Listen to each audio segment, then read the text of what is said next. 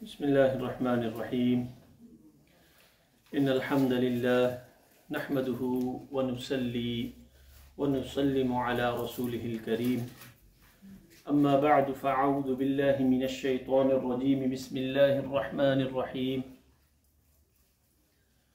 شهر رمضان الذي أنزل فيه القرآن هدى للناس وبينات من الهدى والفرقان فمن شهد منكم الشهر فليصمه ومن كان مريضا أو على سفر فعدة من أيام أخر يريد الله بكم اليسر ولا يريد بكم العسر ولتكملوا العدة ولتكبروا الله على ما هداكم ولعلكم تشكرون صدق الله العظيم وصدق رسوله النبي الكريم الأمين إن الله وملائكته يصلون على النبي يا أيها الذين آمنوا صلوا عليه وسلموا تسليما اللهم صل على سيدنا ومولانا محمد وعلى آل سيدنا ومولانا محمد وبارك وسلم وسل عليه الصلاة والسلام عليك يا سيدي يا رسول الله وعلى آلك وأصحابك وسلم عليك يا شفيع المذنبين.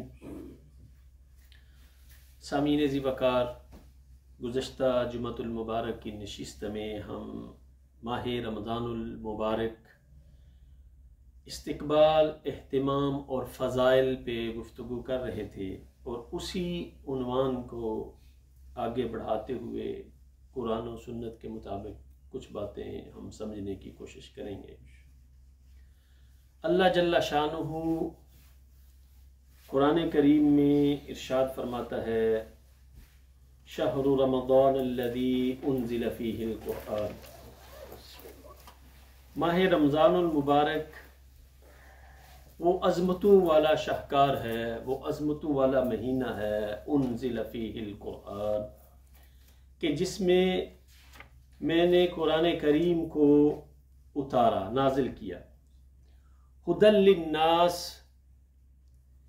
یہ وہ کتاب ہے، یہ وہ آیات مقدسات ہیں، ہدی للناس، جو لوگوں کو ہدایت کا راستہ دکھاتی ہیں. وبینات من الہدی والفرقان، اور دوسری اس کتاب کی، ان آیات کی یہ خوبی ہے کہ اس میں روشن دلائل ہیں. ہدی للناس، لوگوں کو ہدایت دیتی ہیں. والفرقان، اور تیسری خوبی یہ بیان کی، حق اور باطل کے درمیان یہ فرق کرنے والی کتاب ہے. اللہ کا پیغام اور اللہ کی کتاب، یہ آیات بینات ایسی ہیں کہ جو ان پہ ایمان لے آئے، جو ان کو مان لے، جو ان کو پڑھ لے، اللہ اسے اتنی تمیز سکھا دیتا ہے والفرقان، کہ وہ حق اور باطن کے درمیان فرق کرنا سمجھ جاتا ہے. فمن شہد منکم الشہر فلیصم. اللہ رب العزت فرماتا ہے کہ اگر تم اس ماہ مقدس کو، ان ایام کو پاؤ، تمہاری زندگی میں یہ ایام آ جائیں، فمن شہد منکم الشہر فلیصم، تو پھر اس ماہ مقدس کے روزے رکھو. ومن كان مريضا او على سفر فعدة من ايام اخر. اسلام اور اس کی تعلیمات پہ عمل کرنا اتنا آسان ہے کہ اللہ رب العزت کبھی بھی یہ نہیں چاہتا، یا آقا علیہ الصلوۃ والسلام کی جو احادیث ہیں، جو دین کا پیغام ہے، وہ کبھی بھی نہیں چاہتا کہ انسان کسی کو زبردستی کسی سے کوئی کام لے. اگر کوئی پریشانی میں ہے، اس کا بھی قرآن نے یہاں بھی بتایا، اگر ومن کان مریضا او علی سفر، اگر بیمار ہو، سفر میں ہو، کوئی عذر ہے، فعدۃ من ایام اخر، تو ان روزوں کو، ان کی تعداد کو دوسرے دن میں پورا کر. یار کتنی خوبصورت بات ہے. یرید اللہ بکم الیسر ولا یرید، اللہ تعالیٰ تو جو وہی بات جو میں نے آگے کہی، اللہ تعالیٰ تو ہمیشہ تمہارے لیے آسانی چاہتا ہے، تم سے آسانی کا طلبگار ہے. ولا یرید بکم العسر، اللہ کبھی بھی نہیں چاہتا کہ تم پریشانی کا سامنا کرو، تم مصیبت میں پڑو، مشکل میں پڑو. اور اگر اس کے باوجود ہم قرآن کی تعلیمات پہ عمل نہ کریں قرآن کی تعلیمات پہ، آقا علیہ الصلوۃ والسلام کے فرامین کو فراموش کر دیں، تو اللہ رب العزت نے کہا وَلَا تَكُونُوا كَالَّذِينَ نَسُوا اللَّهَ فَأَنسَاهُمْ أَنفُسَهُمْ، ان لوگوں کی طرح نہ ہو جانا کہ جنہوں نے اللہ کو بلا دیا۔ یرید اللہ بکم اليسر، اللہ کہتا ہے یہ دین کا پیغام ہے، یہ کتاب ہے، لوگوں کی ہدایت کے لیے ہے، حق اور باطل کے درمیان فرق کرنے والی ہے، اس پہ عمل کرو۔ اگر نہیں کرو گے وَلَا تَكُونُوا كَالَّذِينَ نَسُوا اللَّهَ فَأَنسَاهُمْ أَنفُسَهُمْ، ان لوگوں کی طرح نہ ہو جانا جنہوں نے اللہ رب العزت کو بلا دیا۔ تو اللہ فرماتا ہے فَأَنسَاهُمْ أَنفُسَهُمْ، میں نے بھی پھر ان کو اپنی یاد سے غافل کر دیا۔ اگر کوئی انسان نیکی کی طرف قدم بڑھاتا ہے، نماز کی تگ و دو کرتا ہے، دین کے معاملات میں کوشش کرتا ہے، تو دوستو یہ صرف ھذا من فضل ربی، یہ اللہ کا فضل ہی ہے۔ اللہ کے فضل کے بغیر کچھ نہیں ہو سکتا۔ غالباً یہ میں نے کئی دفعہ یہ بات بیان کی ہے، حضور علیہ الصلوۃ والسلام کے چچا وہ کہتے ہیں میں آقا علیہ الصلوۃ والسلام کی بارگاہ میں حاضر ہوا، یا رسول اللہ مجھے کوئی وظیفہ بتائیے۔ تو آقا علیہ الصلوۃ والسلام نے فرمایا اللہم انی اسألک العفو والعافیہ، اللہ کا فضل مانگا کرو۔ وہ کہتے ہیں کچھ دنوں کے بعد میں پھر حاضر ہوا، میں نے کہا اس وقت شاید جلدی میں رسول اللہ نے کچھ کہہ دیا، صحیح پکا وظیفہ نہیں بتا سکے مجھے۔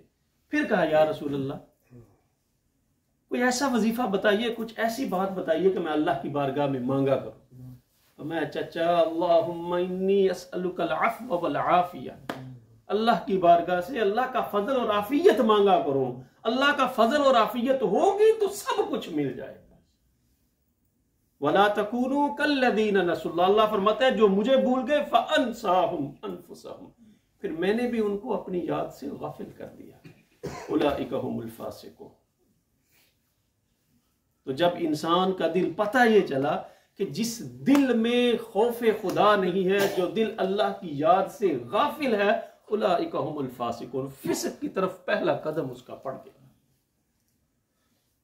تو ہم نے ان آیات مقدسات کی روشنی میں یہ دیکھنا ہے کہ ہمارا مقام کیا ہے۔ ہم خطبات سنتے ہیں، تقاریر سنتے ہیں، لیکن ان کا جو پیغام ہے اس کو اپنی ذات پہ اپلائی نہیں کرتے۔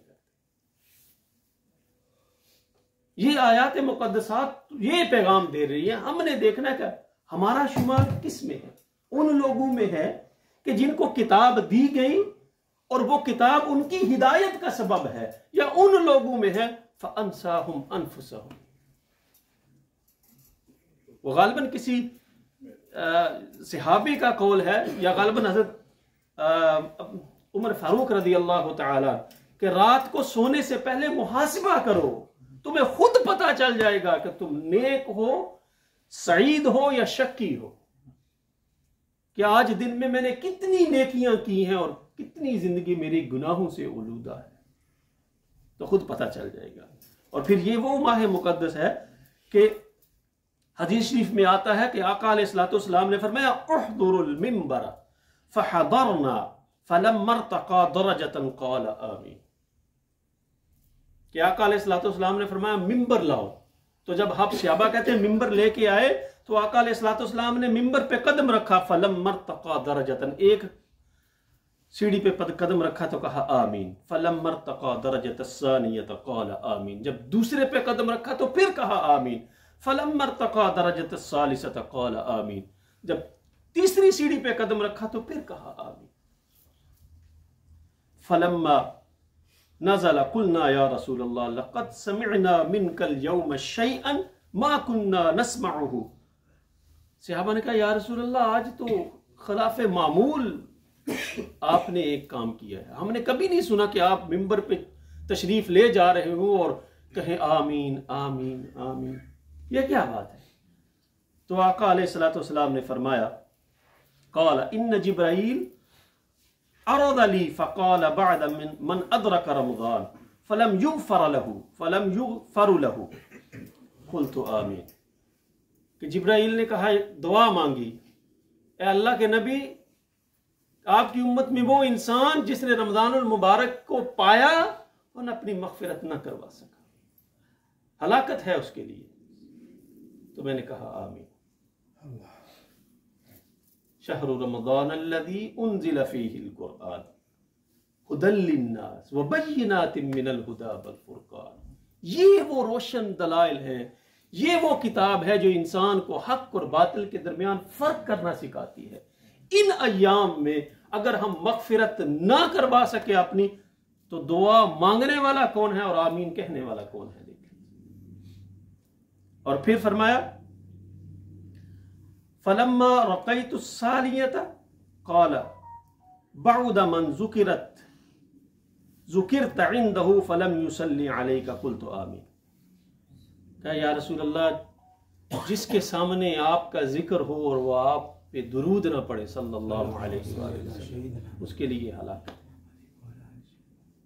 اور پھر کہا جب تیسری سیڑھی پہ میں نے قدم رکھا تو جبریل نے یہ دعا مانگی من ادرک ابویہ عنده الکبر او احدہما، کہ بڑھاپے میں جس نے اپنے والدین کو یا ان دونوں میں سے ایک کو پایا اور وہ ان کی خدمت کر کے جنت میں نہ جا سکا، میں نے کہا ہلاکت ہے. دوستو یہ وہ مسائل ہیں جن میں آج ہم گرے ہوئے ہیں. اگر ان ایام کی ان باتوں کی ہم قدر کرنا سیکھ لیں تو اللہ رب العزت ہمیں ضرور یا ایھا الذین آمنوا اتقوا اللہ ولتنظر نفس ما، اس آیہ مبارکہ کو ہمیشہ اپنی زندگی میں اپنے سامنے رکھنا چاہیے کہ ہم جو بھی کر رہے ہیں اپنے کل کے لیے کیا کر رہے ہیں. آج ہم مجھ سمیت ہم سب ظاہری کل کے لیے سب کچھ کر رہے ہیں، ظاہری اگلے گھنٹے کے لیے بھی سب کچھ کر رہے ہیں. میری بھی پلاننگ ہے، میں جمعہ ختم کروں گا، جاؤں گا، بچوں کو اٹھاؤں گا، ادھر جاؤں گا ادھر جاؤں گا، ہر کسی کی ہے. لیکن قرآن کہتا ہے اصل تیاری یہ ہے یا ایھا الذین آمنوا اتقوا اللہ ولتنظر نفس ما قدمت لغد. جو آنے والا کل ہے اس امتحان کی، جو اللہ کے سامنے جب تم نے پیش ہونا ہے تو اس کے لیے تم نے کیا تیاری کر رکھی ہے. اور یہ ایام اس تیاری کا بہترین شاہکار ہے. شہر رمضان الذی انزل فیہ القرآن ھدی للناس وبینات من الھدی والفرقان. اللہ رب العزت نے یہ ہمیں ایک تحفہ عطا کیا ہے. اور اسی آیت کا اگلا ٹکڑا جو میں پہلے بھی وَلَا تَكُونُوا كَالَّذِينَ نَسُوا اللَّهَ فَأَنسَاهُمْ أَنفُسَهُمْ. کل کی تیاری کرو، اللہ کی یاد سے غافل نہ ہونا. اگر غافل ہو گئے تو ہمیں بھی تمہاری کوئی پرواہ نہیں ہے. دعا ہے اللہ رب العزت ہمیں ان لوگوں میں شمار کرے. اور یہ آخری بات ایک اور یاد آ گئی. اب یہ تو اللہ نے کہا فَأَنسَاهُمْ أَنفُسَهُمْ کہ اگر تم مجھے بھول جاؤ گے میں بھی تمہاری پرواہ نہیں کروں گا. اور اگر کوئی اللہ کی پرواہ کرے تو اس کے لیے کیا حکم ہے؟ سبحان اللہ، والذین جاہدوا فینا لنہدینہم سبلنا. جو ہماری راہ میں آنے کی کوشش کرے، جاہدوا فینا لنہدی، سارے دروازے ہم کھول دیتے ہیں اس کے لیے. جاہدوا فینا لنہدینہم سبلنا، ہم سارے دروازے اس کے لیے کھول دیتے ہیں. اور آقا علیہ الصلوۃ والسلام نے فرمایا من یرید اللہ بہ خیرا. آج دنیا کا رواج ہے نا، کسی کو کوئی تحفہ دیتے ہیں، کہتے ہیں یار میں نے تجھ پہ یہ احسان کیا، میں نے تجھے زمین دی، مکان دیا، گاڑی دی، یہ دیا وہ دیا. لیکن اللہ فرماتا ہے اللہ کے نبی فرماتے ہیں من یرید اللہ بہ خیرا. اللہ جب کسی کو کچھ عطا کرنے پہ آتا ہے تو دین کی فکر اسے عطا کرتا ہے. دعا ہے اللہ رب العزت دین کی تفقہ ہمیں عطا فرمائے، دین اسلام کی تعلیمات پہ عمل کی توفیق عطا فرمائے. وما توفیق الا باللہ. سنتے ہیں دعا فرما لے. والصلاۃ والسلام علی رسول اللہ.